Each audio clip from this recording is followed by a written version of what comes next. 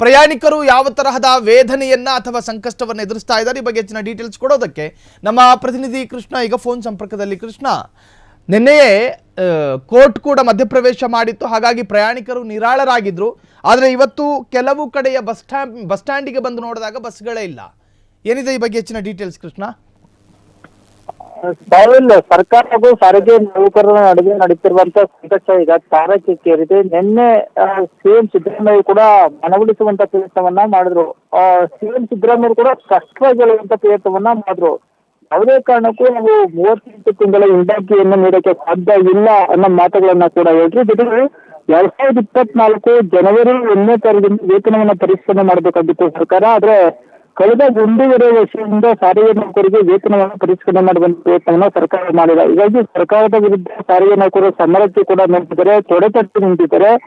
ವೇತನ ಪರಿಷ್ಕರಣೆ ಆಗ್ತಿದ್ರೆ ನಾವು ಯಾವುದೇ ಕಾರಣಕ್ಕೂ ಬಸ್ಗಳನ್ನ ಕಾರ್ಯಾಚರಣೆ ಮಾಡುದಿಲ್ಲ ಅಂತ ಸರ್ಕಾರಕ್ಕೆ ಎಚ್ಚರಿಕೆಯನ್ನ ಕೂಡ ಕೊಟ್ಟಿದ್ದಾರೆ. ಹೀಗಾಗಿ ಸರ್ಕಾರದ ಮುಂದೆ ಸಾಕಷ್ಟು ಸವಾಲುಗಳು ಕೂಡ ಇದೆ. ಈಗ ಸಾರಿಗೆ ನೌಕರರನ್ನ ಮನವೊಲಿಸದೆ ಸರ್ಕಾರಕ್ಕೆ ತುಂಬಾ ಚಾಲೆಂಜ್ ಕೂಡ ಆಗಿದೆ. ಒಂದ್ ಕಡೆ ರಾಜ್ಯದ ವಿವಿಧ ಭಾಗದಲ್ಲಿ ಯಾವುದೇ ಬಸ್ಗಳು ಕೂಡ ಕಾರ್ಯಾಚರಣೆ ಆಗ್ತಾ ಇಲ್ಲ. ಬಿಎಂಟಿಸಿ, ಕೆಎಸ್ಆರ್ಟಿಸಿ 4 ಸಾರಿಗೆ ನಿಗಮದ ಬಸ್ಗಳಲ್ಲಿ ಕೂಡ ಯಾರು ಕೂಡ ಕಾರ್ಯಾಚರಣೆ ಆಗ್ತಾ ಇಲ್ಲ. ಬಸ್ಗಳಲ್ಲಿ ಡಿಪೋಗಳಲ್ಲಿ ಬಸ್ಗಳ ನಿಲ್ಲಿಸಿ ನೌಕರು ಮುಷ್ಕರವನ್ನು ಕೂಡ ಕೈಗೊಂಡಿದ್ದಾರೆ. ಬಿಎಂಟಿಸಿ ಕೇವಲ ಕೆಲವೇ ಬಸ್ಗಳು ಕೂಡ ಕಾರ್ಯಾಚರಣೆ ಆಗ್ತಾ ಇದೆ. ಯಾಕಂದ್ರೆ ಬಹುತೇಕ ಬೆಂಗಳೂರಿನಲ್ಲಿ ಸಂಚಾರ ಮಾಡ್ತಿರುವಂತಹ ಬಿಎಂಟಿಸಿ ಬಸ್ಗಳಲ್ಲಿ ಬಹುತೇಕ ಬಸ್ಗಳು ಕೂಡ ಎಲೆಕ್ಟ್ರಿಕ್ ಬಸ್ಗಳಾಗಿದೆ. ಯಾಕಂದ್ರೆ ಎಲೆಕ್ಟ್ರಿಕ್ ಬಸ್ಗಳಿಗೆ ಸರ್ಕಾರ ಕೇವಲ ಖಾಸಗಿ ಚಾಲಕರನ್ನು ನೇಮಕ ಮಾಡಿಕೊಳ್ಳುವಂತ ಪ್ರಯತ್ನವನ್ನ ಮಾಡಿದ್ದಾರೆ. ಹೀಗಾಗಿ ಎಲೆಕ್ಟ್ರಿಕ್ ಬಸ್ಗಳು ಸರಿಸುಮಾರು 1500 ಎಲೆಕ್ಟ್ರಿಕ್ ಬಸ್ಗಳು ಬೆಂಗಳೂರಲ್ಲಿ ಬೆಳಗಿಂದ ಕೂಡ ಸಂಚಾರವನ್ನ ಮಾಡ್ತಾ ಇದ್ದಾರೆ. ಅದನ್ನ ಹೊರತುಪಡಿಸಿ ಬಹುತೇಕ ಬಸ್ಸು ಕೂಡ ಸಂಚಾರವನ್ನು ಸ್ಥಗಿತ ಕೂಡ ಮಾಡಿದ್ದಾರೆ. ಬಹುತೇಕ ಚಾಲಕರು ಇವತ್ತು ಕರ್ತವ್ಯಕ್ಕೆ ದೂರ ಆಗುವ ಮೂಲಕ ಸರ್ಕಾರಕ್ಕೆ ಸಿಡ್ಡನ್ನು ಕೂಡ ಹೊಡೆದಿದ್ದಾರೆ. ಈಗಲೇ ಸರ್ಕಾರ ಕೂಡ ಸ್ಪಷ್ಟವಾಗಿ ಹೇಳುವಂತ ಪ್ರಯತ್ನವನ್ನ ಮಾಡಿತ್ತು. ಯಾವುದೇ ರೀತಿಯ ನೌಕರರು ಅನಗತ್ಯವಾಗಿ ರಜೆಯನ್ನು ಹಾಕದೆ ಅವರ ವೇತನವನ್ನ ಕಡಿತ ಮಾಡ್ತೀವಿ, ಶಿಸ್ತು ಕ್ರಮವನ್ನು ಸರ್ಕಾರ ಕೂಡ ಎಚ್ಚರಿಕೆಯನ್ನು ಕೂಡ ಕೊಟ್ಟಿತ್ತು. ಆದ್ರೆ ಸರ್ಕಾರ ಕೊಟ್ಟಿರುವಂತಹ ಎಚ್ಚರಿಕೆಗೆ ಕೂಡ ಡೋನ್ಕೇರ್ ಎಂದಿದ್ದಾರೆ ನೌಕರು.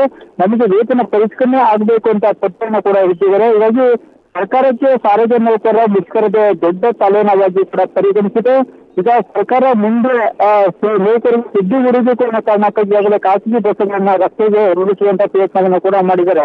ಈಗ ನೌಕರಿಗೆ ಕೂಡ ಆತಂಕ ಕೂಡ ಶುರುವಾಗಿದೆ. ಈ ಹಿಂದೆ ಸಾರಿಗೆ ನೌಕರು ಮುಷ್ಕರ ಮಾಡಿದಂತ ಸಂದರ್ಭದಲ್ಲಿ 2021-22ರ ಸಂದರ್ಭದಲ್ಲಿ ಮುಷ್ಕರ ಮಾಡಿದಂತ ಸಂದರ್ಭದಲ್ಲಿ ಸುಮಾರು 5,000ರಿಂದ 6,000 ನೌಕರನ್ನ ಏಕಾಏಕಿ ಸಸ್ಪೆಂಡ್ ಮಾಡುವಂತ ಪ್ರಯತ್ನವನ್ನ ಮಾಡಿದ್ರು, ವಜಾ ಮಾಡುವಂತ ಪ್ರಯತ್ನವನ್ನ ಕೂಡ ಮಾಡಿದ್ರು. ಆದ್ರೆ ಈಗ ಅದೇ ಮಾದರಿಯಲ್ಲಿ ನೌಕರನ್ನ ವಜಾ ಮಾಡುವಂತ ಪ್ರಯತ್ನವನ್ನ ಮಾಡುತ್ತಾ ಅಥವಾ ನೌಕರನ್ನ ಹತ್ತಿಕ್ಕುವಂತ ಪ್ರಯತ್ನ, ನೌಕರ ಮುಷ್ಕರವನ್ನ ಹತ್ತಿಕ್ಕುವಂತ ಪ್ರಯತ್ನವನ್ನು ಸರ್ಕಾರ ಮಾಡುತ್ತಾ ಅನ್ನೋದು ಕೂಡ ಕಾದು ನೋಡಬೇಕಾಗಿದೆ.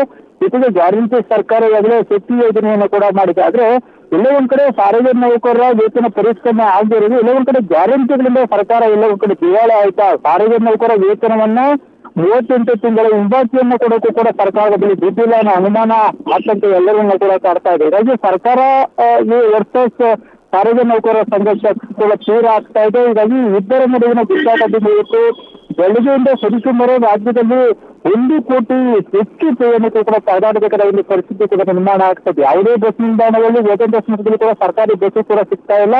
ತಮಗೆ ಹೋಗ್ಬೇಕಾದಂತ ಜಾತಿ ಓಕೆ ಆಗದೆ ಜನ ಕೂಡ ಪರದಾಡ್ತಾ ಇದ್ದಾರೆ.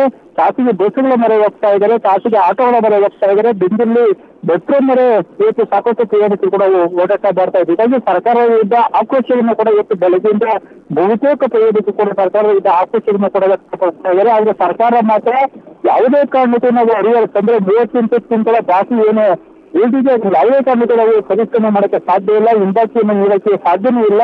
ಸರ್ಕಾರದ ಸದಸ್ಯರು 1,200-2,000 ಕೋಟಿ ಕೂಡ ಖರ್ಚಾಗುತ್ತೆ. ಇಂಥ ಸಂದರ್ಭದಲ್ಲಿ ಇಂಥ ಕಠಿಣ ಪರಿಸ್ಥಿತಿಯಲ್ಲಿ ಸರ್ಕಾರದ ಆರ್ಥಿಕ ಪರಿಸ್ಥಿತಿ ಕಠಿಣ ಆಗಿದ್ದ ಮಾತುಗಳನ್ನ ನೌಕರರು ಮನವರಿಕೆ ಮಾಡಿಕೊಳ್ಳುವಂತ ಪ್ರಯತ್ನವನ್ನ ಸರ್ಕಾರ ಮಾಡಿದೆ.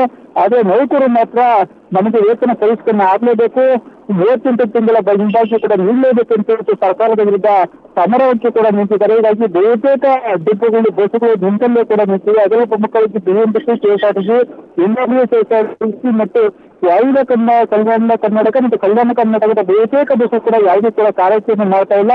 ಹೀಗಾಗಿ ಸರ್ಕಾರ ವರ್ಸಸ್ ಸಾರಿಗೆ ನೌಕರರ ಸಂಘರ್ಷ ತೀವ್ರ ಆಗ್ತಾ ಇದೆ. ಹೀಗಾಗಿ ಸರ್ಕಾರ ಸಾರಿಗೆ ನೌಕರರನ್ನ ಯಾವ ರೀತಿ ಮನವೊಲಿಸುವಂತ ಪ್ರಯತ್ನವನ್ನ ಮಾಡುತ್ತೆ ಅನ್ನೋದು ಕೂಡ ಕಾದು ನೋಡಬೇಕಾಗಿದೆ. ಈಗಾಗಲೇ ನಿನ್ನೆ ಸಿಎಂ ಸಿದ್ದರಾಮಯ್ಯ ಅವರು ಕೂಡ ಸ್ಪಷ್ಟವಾಗಿ ಸಭೆಯಲ್ಲಿ ಹೇಳುವಂತ ಪ್ರಯತ್ನವನ್ನು ಕೂಡ ಮಾಡಿ ಸದ್ಯದ ಮಟ್ಟಿಗೆ 2027ವರೆಗೂ ವೇತನವನ್ನು ಪರಿಶೀಲನೆ ಮಾಡಕ್ಕೆ ಸಾಧ್ಯ ಇಲ್ಲ. 38 ತಿಂಗಳ ಹಿಂಬಾಕಿಯನ್ನ ಇನ್ನೂ ಕೆಲ ತಿಂಗಳ ಹಂತವಾಗಿ ನಾವು ಬಿಡುಗಡೆ ಮಾಡುವಂತ ಪ್ರಯತ್ನವನ್ನು ಮಾಡ್ತಿರೋದು ನೌಕರಿಗೆ ಮನವೊಲಿಸುವಂತ ಪ್ರಯತ್ನವನ್ನು ಮಾಡಿದ್ದಾರೆ. ಆದರೆ ನೌಕರು ಇದು ಯಾವುದಕ್ಕೂ ಕೂಡ ಮನವೊಲಿ ಇದೆ. ಇವತ್ತು ಮುಷ್ಕರ ಇವತ್ತು ಬೆಳಿಗ್ಗೆ 6 ಗಂಟೆಯಿಂದ ಮುಷ್ಕರ ಕೂಡ ಸ್ಟಾರ್ಟ್ ಆಗಿದೆ. ಮುಷ್ಕರ ಸ್ಟಾರ್ಟ್ ಆಗಿರೋ ಕಾರಣವಾಗಿ ಯಾವುದೇ ಬಸ್ಗಳು ಕೂಡ ರಾಜ್ಯದಲ್ಲಿ ಕಾರ್ಯಾಚರಣೆ ಆಗ್ತಾ ಇಲ್ಲ. ಕೇವಲ ಬೆರಳೆಣಿಕೆಯಷ್ಟು ನೌಕರು ಕೂಡ ಕರ್ತವ್ಯಕ್ಕೆ ಹಾಜರಾಗಿದ್ದಾರೆ. ಹೀಗಾಗಿ ಸರ್ಕಾರ ವರ್ಸಸ್ ಸಾರಿಗೆ ನೌಕರರ ಸಂಘರ್ಷ ಇನ್ನಷ್ಟು ತೀವ್ರ ಆಗುವಂತ ಸಾಧ್ಯತೆ ಕೂಡ ವ್ಯಕ್ತಮಟ್ಟದಲ್ಲಿ ಕಾಣ್ತಾ ಇರುವಂತದ್ದು. ಸಾಹಿಲ್, ಥ್ಯಾಂಕ್ ಯು ಕೃಷ್ಣ ತಮ್ಮೆಲ್ಲ ಡೀಟೇಲ್ಸ್. ಕ್ಷಣ ಕ್ಷಣದ ಸುದ್ದಿಗಳಿಗಾಗಿ ಫ್ರೀಡಂ ಟಿವಿ ಸಬ್ಸ್ಕ್ರೈಬ್ ಮಾಡಿ, ಲೈಕ್ ಮಾಡಿ ಹಾಗೂ ಫಾಲೋ ಮಾಡಿ. ಹೊಸ ಸುದ್ದಿಗಳ ನೋಟಿಫಿಕೇಶನ್ಗಾಗಿ ಬೆಲ್ ಐಕಾನ್ ಮೇಲೆ ಕ್ಲಿಕ್ ಮಾಡಿ.